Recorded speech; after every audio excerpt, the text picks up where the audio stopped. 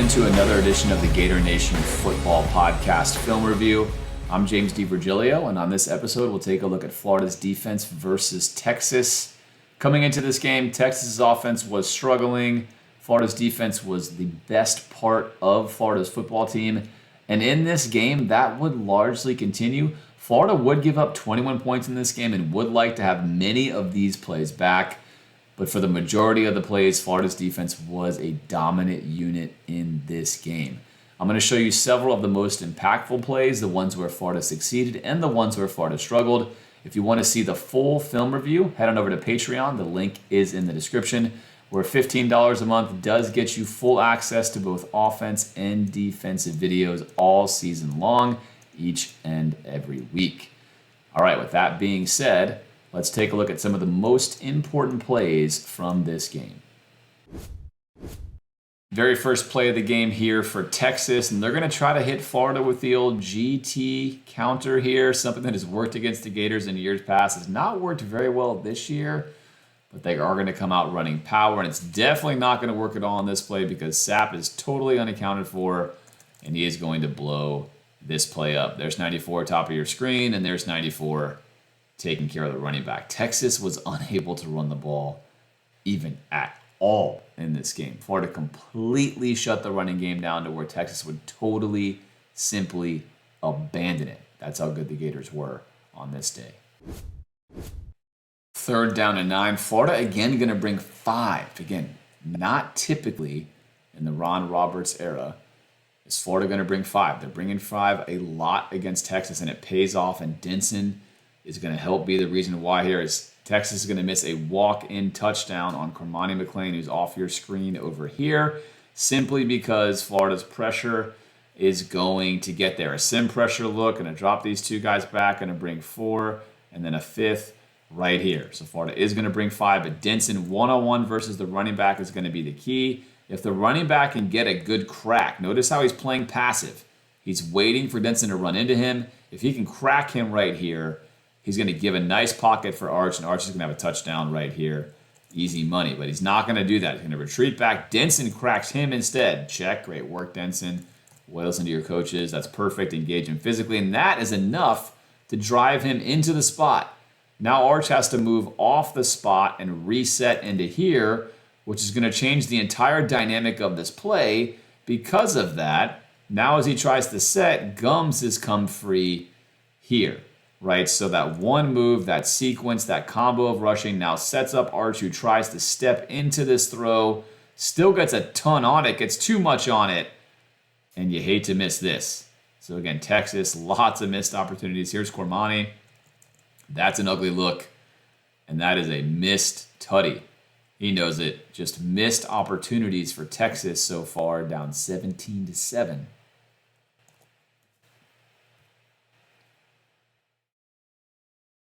So what exactly goes wrong for Cormani on this play? Well, on this film review, there's several times when he's not turning clearly well at all.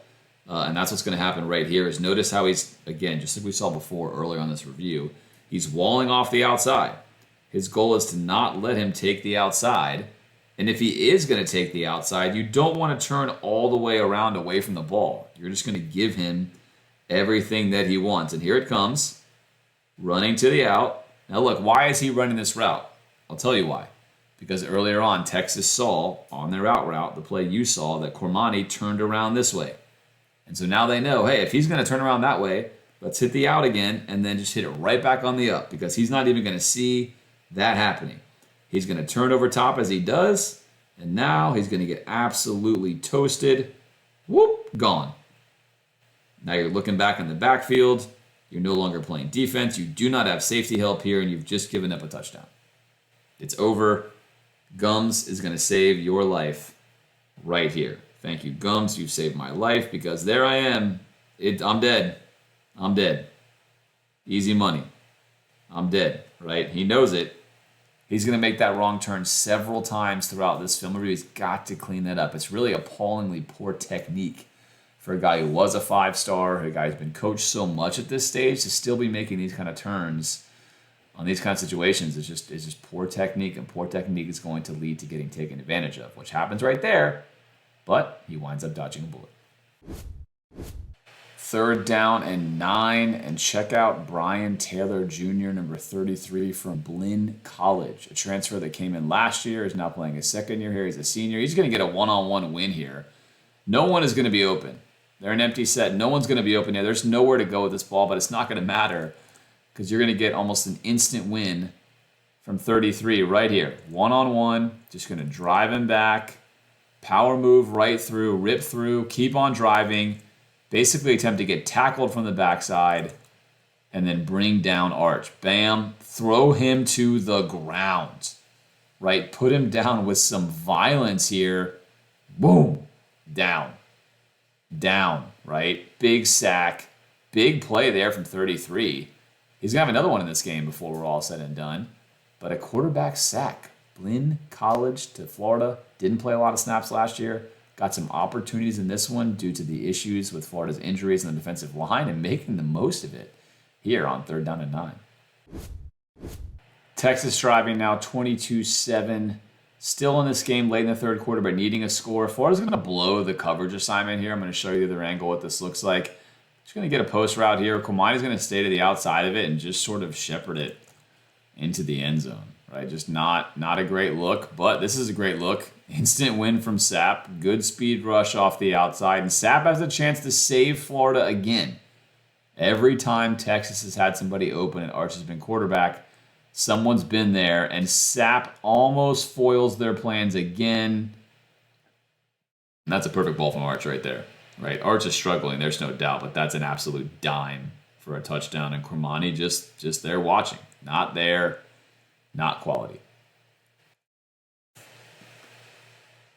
Top of the screen here, other angle, trips set, trips tight here from Texas. And notice here, you're going to have Castell come down, and really you're going to get 2 verticals. Denson's going to go here, and you're going to get 2 verticals on Kwamani, and they're not going to run a second vertical, but they could have, right? I mean, this is a bust. Nobody's here on this. I mean, you could go here and here. I mean, this is a busted coverage. It's not what you wanted. Not the way to handle that bunch set. So you've got him open, and now you've got him wide open on the post. And again, that's a bust. So Florida busts this coverage, and Kwamani's running with this. I don't know if he thinks he has help there. I'm not really sure, but that's 6. Texas having a heck of a time here in the swamp now in the second half between false start penalties, holding calls, just finding themselves in 2nd and long all the time. So Florida's defense wreaking a lot of havoc on them, something you definitely want to see if you want to be an elite unit on that side of the ball. And in this case, Arch just going to inexplicably force one, and Florida going to benefit from their good coverage here. If you play good coverage, you're good to go, right? Ball should go here. This little pivot in, that's where you want the ball to go. Definitely don't want to go here. He predetermined pre-snap. He's going to throw this ball on the dig. That's a mistake. Big mistake as well because that's Devin Moore. Why would you ever want to go against Devin Moore? Look at Florida's defense. Just don't go against that guy. It's not where you want to go. He's going to throw this ball literally right to Castell, who's just chilling. Look at him. Like he knew it was coming. He's going to sit back here and wait. It's coming right to me. Boom. Right in the breadbasket. Not the prettiest catch, but we're off to the races on 2nd and 19. Good work there, 14. Way to be in the right position. Great defense by the Gators. I mean, look, this is, Arch is getting pressured. Florida's close to receivers all the time. People are not open. When they are open, Florida's getting a pass rush. So all in all, they're putting it together. The plays where Florida's vulnerable, the rush gets there. On that particular play, the coverage is all over it. Arch forces one, and Florida gets a big-time pick. 1st down and 20, and this is how you play safety. Of course, you're not going to see this on this view. You're just going to see a sweet pick, but Devin Moore going to drop back to become the safety on this one. Drop back to become the safety. Arch Manning is like, oh my gosh, I've got a pocket. I cannot even believe this. I can climb the pocket. I have like everything I want. I've got to take a shot here for sure. I want to let one rip. And I've maybe got some space. It looks like I got a little bit of space over here. I'm going to try to fit this in. And Devin Moore says, nah. I'll take that. Thank you very much. There's a reason why I'm going to be playing in the league.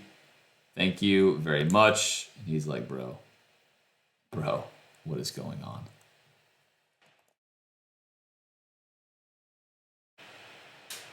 All right, Devin Moore right here. Let's track him on this play. He's going to drop back. He's playing some safety. Got a route. It's going to get on top of him. He's got to stay on top of the route. His job to stay on top of the route. He knows he has help here underneath for any outbreaking route, which means he has to stay on top. His job is to stay on top. His job is to get underneath, right? So he does not have help to this side of the field. Cormani's going to try to get back here. He's coming all the way back. But right now, his immediate concern is not to allow this route, especially a steep route here to the hash, be open. That's why he's posturing himself to take that route away. That's the route that's most vulnerable against how Florida's playing defense here, with Castell picking this up and Cormani coming late on the backside. So deny the easiest, quickest route, and then make him attempt to hit something that is going to be further down the field, which means when he then turns this around, the reason you can make this full man turn, as Nick Saban likes to call it, is because you want to stay on top. And if he runs an out route, this is what you have there. That's why you can do that there. Unlike what Cormani's been doing, right, with no help, one-on-one lower, this is why you can make the full man turn. You want to stay on top, and you want to recover here to beat him to this spot. Now Arch is here. Right here, Arch sees this picture and thinks, I've got this. Full man turn, I've got my guy. And to be clear, Arch does have a window for this. This throw's got to be over to the sideline and away, right? That's where you've got to put this ball, and you've got a shot at it. And Arch lets this ball go. And again, this ball's got to be over here, far towards the sideline, away from Devin Moore. That's where you're going to want that to be. And that throw, notice it, is not there. Not there. Now look, the reason why the full man turn is okay in this situation is, again, you want to stay on top. Why? Because this becomes a very long throw. He's in the 10-yard line, right? 10, 20, 30. Let's count this off. Now we're at 40 yards. Now we're going to get here to basically 45 yards. Now, there are a few guys on the planet that can rip a 45-yard pass, more so on a relative line. And there are not many of them, right? So if you're playing college football, you'd rather stay on top, stay safe, and say, look, if you can put a seed somewhere over here like that, I'm going to live with that. I'm going to live with that. But I don't want to give you the easier throws. And Devin Moore, by doing that, gives himself a chance to catch back up to this ball that is not driven hard enough, then make just a perfect play on it right here. Look at that play. Snag that, pick, give me that. Great stuff, 28. 1st and 10, same issue here. Same issue here is we're going to wind up dropping Woods back, right? And the McLeod's going to become your new edge. He's got to get out here. You can't just rush straight ahead when you know that we're doing this. We're bringing 4, going to come over here. We're still bringing just 4. It's not a blitz, not a blitz. You need to get out here. Your job is still to set the edge. You're still the edge defender. Woods dropping back here into pass coverage. You don't set the edge. You get through. You're feeling good about yourself. You're like, I'm close. I'm almost there, right? But you're not, and now you're allowing what you don't want to have happen. You don't want Arch rolling out here, pressure on the defense. Now you're going to have linebackers coming up, creating spaces. And then there it is. Hangs on to it for a while and finds almost a carbon copy we saw before. Thornton gets cooked on that move. And then we stop on the 1-yard line, which is a big tackle by Thornton at this point in time because that's precious. It's going to take another 40, 50 seconds off the clock before Texas does score. So a big recovery tackle there from Thornton, but 2 plays in a row where Arch escapes in large part because Florida gets a little loose, a little sloppy there with their gap discipline. It's great stuff on film to look at, especially after a win, to say, look, this is why we have to have gap integrity. We have to have rush lane integrity. We cannot just kind of lose our minds going for the glory and trying to knock a team out by ourselves. All right, last play of this film review. This is going to be the end of the game. Texas is going to try to spike the ball after this and not get it off, so this will be the end of the game. Florida with the same look here on 2nd and 10. Got Miles Graham in here, possibly coming, possibly not. He's going to drop back, just going to send 4, keep things vanilla, play sound on the back end, trust your 4 to get there. Nice speed rush here from Woods. They are going to be able to usher up the field. Same thing here. Arch is going to get a step up into a pocket. No one is open downfield. Not this time. Nobody open. Now you're just trying to make a play, hoping your lineman can help you as you can escape out here. And Gum says, nope, I don't think so. Knee is down. Ball is out.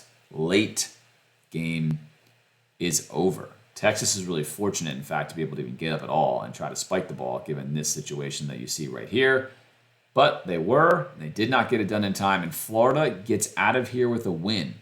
Could have been a lot more. Texas could have also had more points. Really just a bizarre game in several ways, but Billy Napier gets one of his best wins as far as a top 10 win. They're elusive for him. Take a look at his record. It's not a good one versus top 10 teams. An elusive top 10 win for Billy Napier. His coaching career at Florida on life support, but he does, like Lazarus, find a way to get either resurrected like last year. In this case, just when you think he's dead, he finds a way to come back alive in this particular game and picks up a nice win for the program. Beating Texas, always nice to beat Texas, Florida, Texas, California, Georgia, Louisiana, kind of your hotbeds for high school football, college football in general. Always good to win one against the state of Texas in general. The defense, of course, a big contributor in this game. Again, not perfect. So many good snaps in this one, but also some snaps that were not perfect. But at the end of the day, all that's going to matter is that 29-21 score and the dominant rushing defense and pressure that Florida put on to Texas in this one. I hope you enjoyed this video. I will be back with you next week when we break down the Texas A&M Florida game. Until then, as always, go Gators.